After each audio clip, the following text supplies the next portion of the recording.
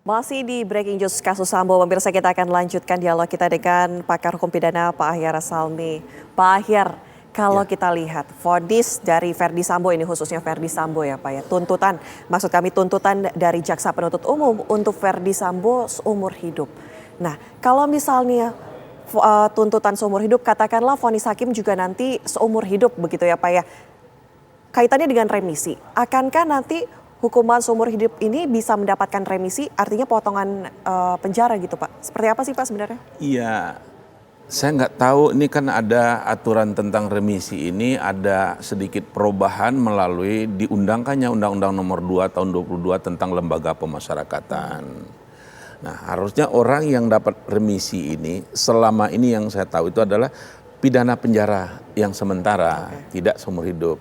Kalau seumur hidup ini dirubah dulu hukumannya dari penjara seumur hidup ke menjadi penjara sementara. Katakanlah turun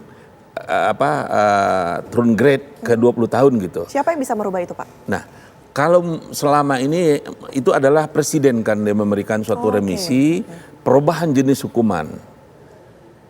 Kuranglah tepat rasanya, saya belum membaca memang ada keputusan dari Menteri Hukum dan HAM yang berwenang juga untuk menurunkan grade dari seumur hidup kepada 20 tahun. Nggak tahu sekarang ini ada, atau jangan-jangan dulu juga ada, saya nggak tahu. Dengan berubahnya Undang-Undang Lembaga Pemasyarakatan kita ini tadi, bisa saja itu diberikan otoritas kepada Menteri Hukum dan HAM, boleh merubah. Saya terus terang belum membaca Undang-Undang Lembaga Pemasyarakatan ini yang baru.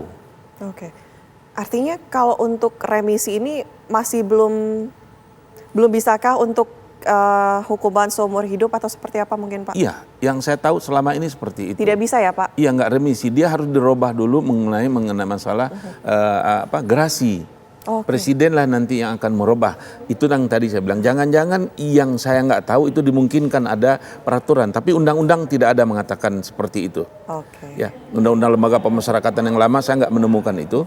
Di peraturan yang lama juga saya belum menemukan. Bisa saja ada, Ana, tapi saya nggak baca. Kan nggak mungkin juga kita ini tahu semua peraturan perundangan yang begitu banyak. Nggak mungkin juga. Atau di situ kekurangan saya. Pak, kalau misalnya tuntutan seumur hidup begitu ya, bagaimana cara khususnya ini Verdi Sambo untuk dengan tim kuasa hukumnya untuk meringankan tuntutan tersebut sehingga vonis hakim ini pada akhirnya meringankan, artinya bisa jadi 20 tahun begitu ya Pak ya? Itu bagaimana cara terakhir, langkah terakhir yang bisa digunakan oleh Verdi Sambo dan juga kuasa hukumnya ini? Adakah caranya? Iya, melalui pledoi tadi, pembelaannya itu tadi. Kalau semula saya menangkap ya, ini arahnya semula akan bebas. Akan bebas. Tetapi tadi saya juga mendengar sedikit cuplikan wawancara apakah TV One atau mana dengan salah satu penasihat hukum dari Pak Verdi Sambo. Mungkin berusaha untuk meringankan. Nah, saya nangkap nih, meringankan apakah sudah ada pergeseran sedikit. Ini bacaan saya ya dulu ya. Karena mungkin kalau dia melakukan penembakan itu karena ini tidak ada rencana, karena pemerkosaan kayak begitu, nanti akan diminta, mungkin akan dipakai pasal 49 Kitab Undang-Undang Hukum Pidana yang namanya bela paksa, not wir.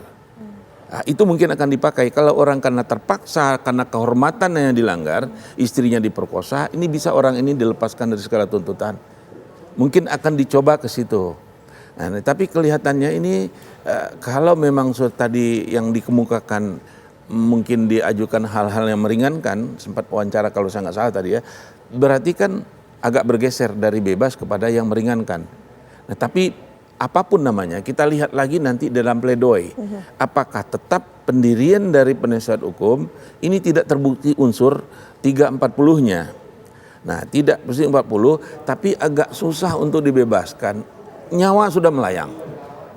Dan ada Pak Verdi Sambo di situ, susah untuk bebas kalau menurut saya, kecuali yang terbukti dia seketika, kemudian juga terbukti ada pemerkosaan. Itu dimungkinkan. Kalau ini nggak ada, ini nggak mungkin. Tetapi kan selama persidangan nggak ada bukti. Ada pemerkosaan itu kelihatannya nggak ada bukti.